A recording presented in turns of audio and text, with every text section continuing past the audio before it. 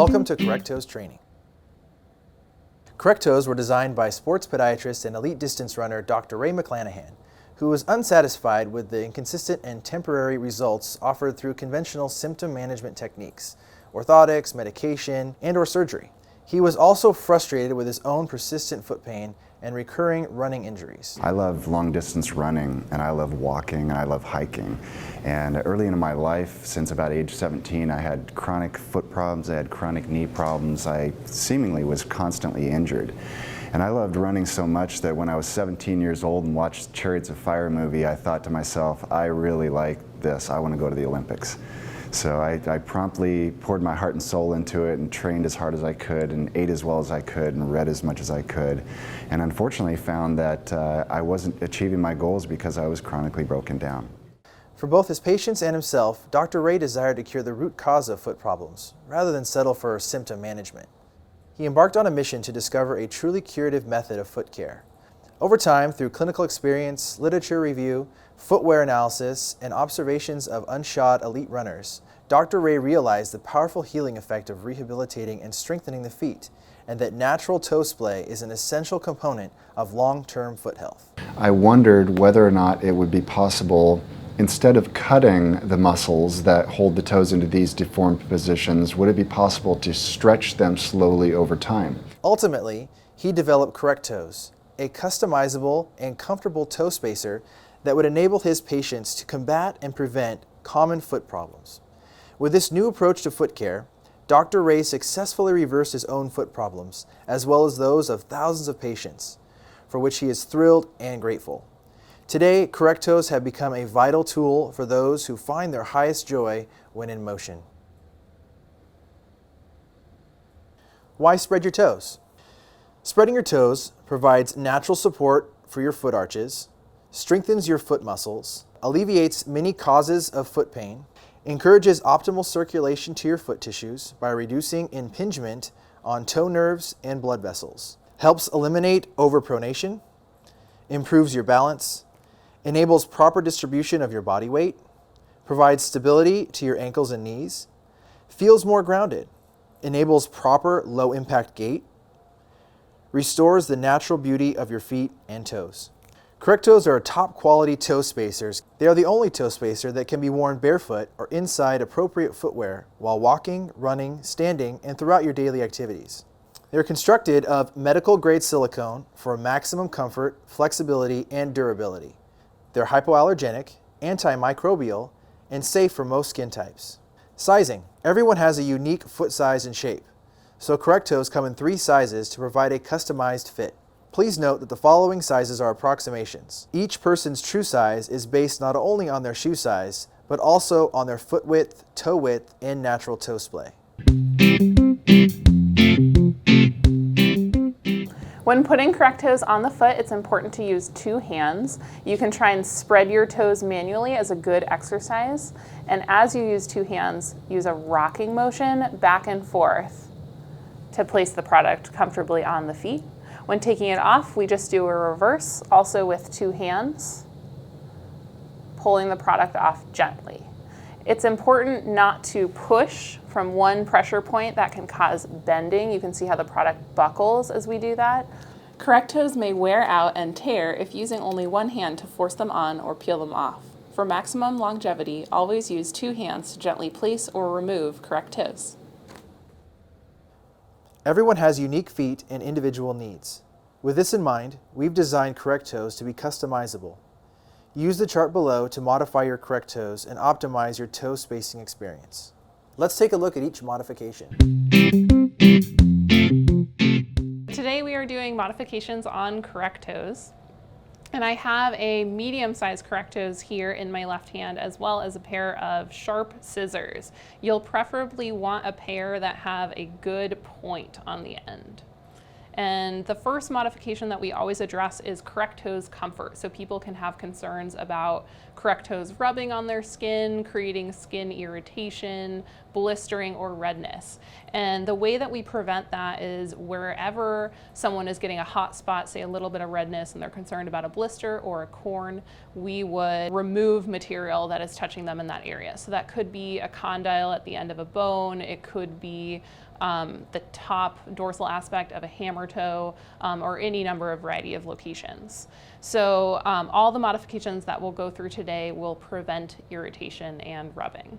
When you put correct toes on a client or a patient and their fifth toe from that natural anatomical position is perhaps spread out too far, which is our most common modification that we do, you can see how on the end of the fourth pylon there are two pieces, one on the medial aspect, one on the lateral. And what we'll do is essentially cut off the lateral aspect. You'll take your pair of scissors and you can go right through that cavity, right through the pylon, make a cut, flip it over, make the same cut, and you'll be able to see how that pylon is now in half, which is going to allow their fifth toe, their pinky toe, to come in closer to their foot. This will help for a couple things. It'll help if their fifth toe is rubbing on the outside of footwear. It'll also help if their fifth toe just feels uncomfortable in that natural anatomical location. It'll also give a wider variety that the foot can fit into footwear because their foot won't be as wide.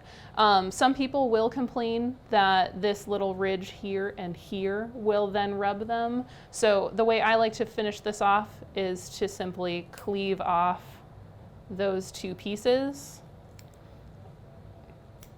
And you can, be as considerate around the edges as you deem fit. But once we've made that modification, a lot of people that experience rubbing issues on the lateral aspect, that'll be relieved.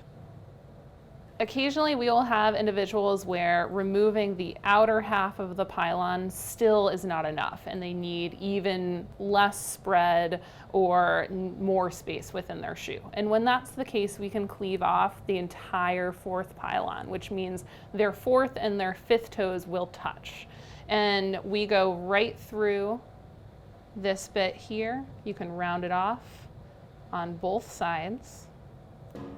Remove the outer cavity, and the correct toes will look shorter and allow their fourth and fifth toes to touch. Another way of doing this modification is to go right through the third pylon, rounding the edges as always to prevent irritation.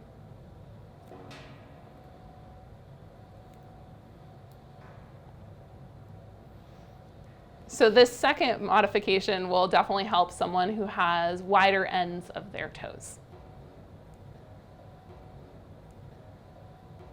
So another common concern that we get with correct toes is that they fall off toes or they wiggle off the ends of toes. This can be caused for a variety of reasons. Occasionally it's from a shorter toe or a thinner toe that will either, this material here on the first and fourth pylon won't be able to push back far enough on the toes, or their toes are so skinny and so thin that when the product is on, it will buckle and kind of fold this way, which ends up pushing the product further off of their feet. So for the first concern, where perhaps toes are shorter, we can shorten the first and fourth pylons. I'm going to do that essentially by making a series of cuts, the first through the base of the first pylon. And I'm removing that material. You can see how it's shorter. I always like to round the ends just for patient comfort. Let's see.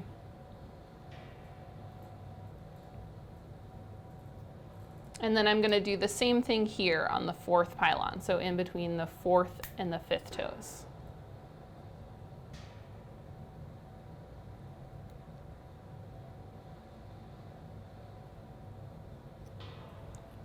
So you can see that that modification has shortened the correct toes and will allow it to slide a little bit further back on the client's foot.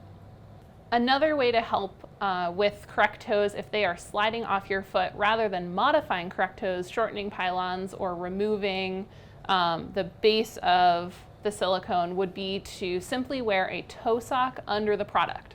For someone that has narrower or thinner toes, having a toe sock under correct toes will help in terms of increasing the girth and width of each individual toe and helping the product stay on more successfully. Another option, if you don't have toe socks, is to put a traditional sock over the product or within footwear. This will help snug up correct toes and make sure that they stay on your feet.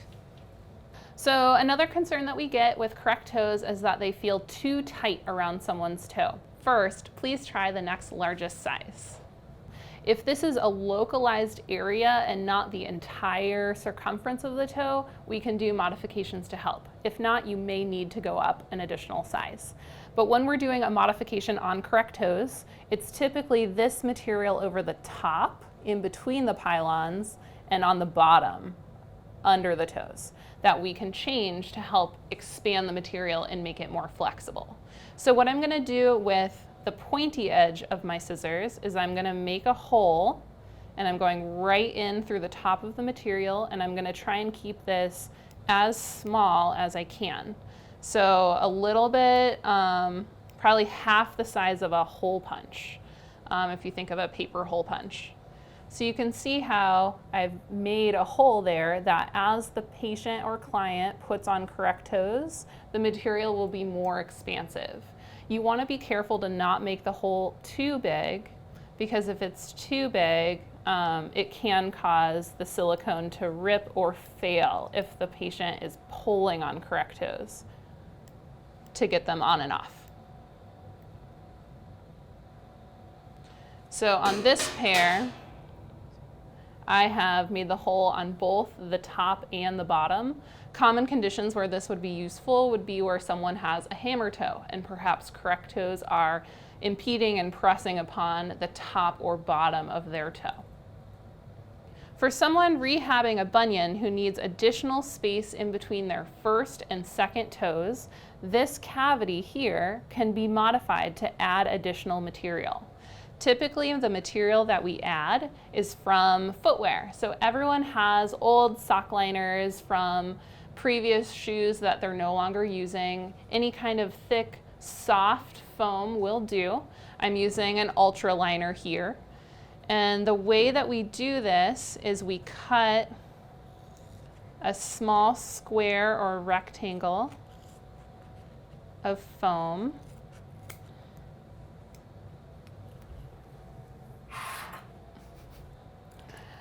And at home with tweezers, you can use tweezers to essentially poke through this cavity. Here in the clinic, I'm using a hemostat, and I'm gonna pull first the hemostat through the correct toes, and then I'm gonna hold on to the piece of foam, turn, and pull that foam back through the cavity. So you can see how relatively now the first pylon is thickest. This is going to help provide additional spacing for someone rehabbing a bunion. So for someone who has a tailor's bunion, that would be when their fifth toe is curving in towards their fourth toe. We can do a similar modification here on the fourth pylon. So what I'm going to do is cut a subtly smaller rectangle, since it is a smaller cavity.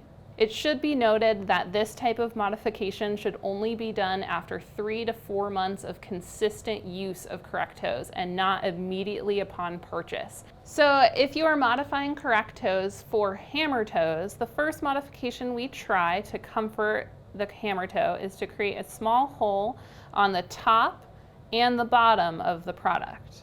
So if this is not enough, what we can do is create a slightly larger opening on the top of the correct toes. This is going to accommodate for added space for the hammer toe, but will still provide some downward pressure.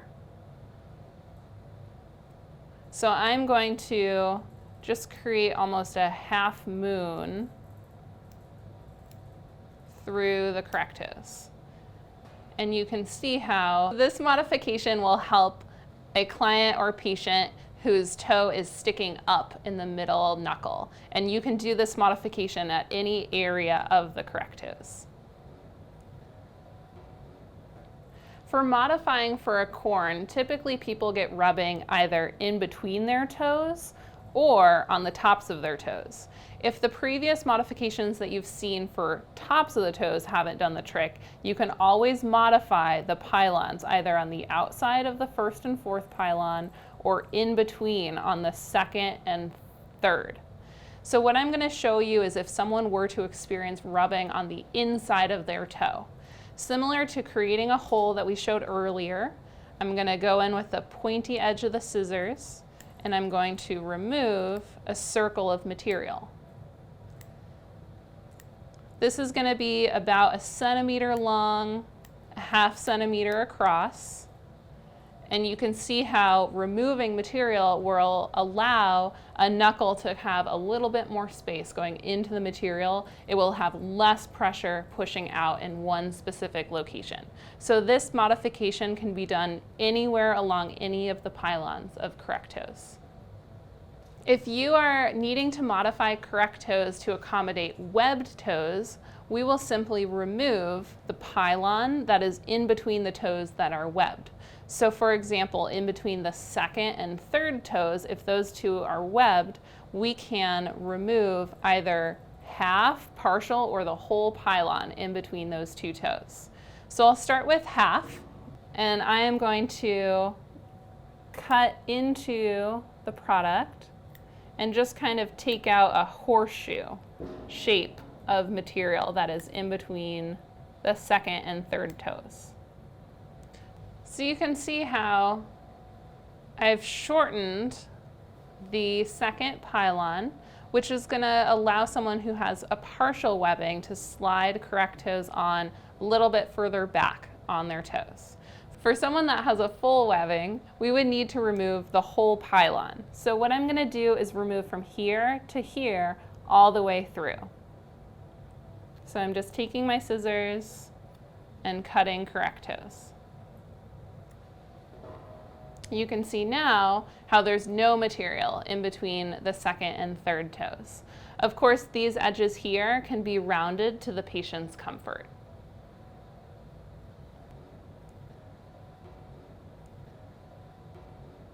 Removing the second and third bases of the pylons is the only large specific modifications. All other modifications demonstrated on mediums and smalls can be applied to the large size correct toes. Occasionally, these extended pylons will rub or irritate on the balls of the feet or the base of the toes. So what we'll do is simply remove these two pieces so that it looks more like a half moon, similar to the other two sizes. You'll take your scissors, and I'm just going to cut off the base.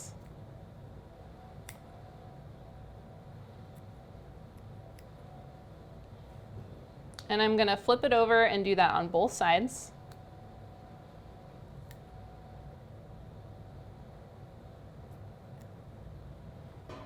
And then you also can take your scissors and go through the base of the pylon. This will subtly shorten the pylon and make the product more comfortable on someone with shorter toes.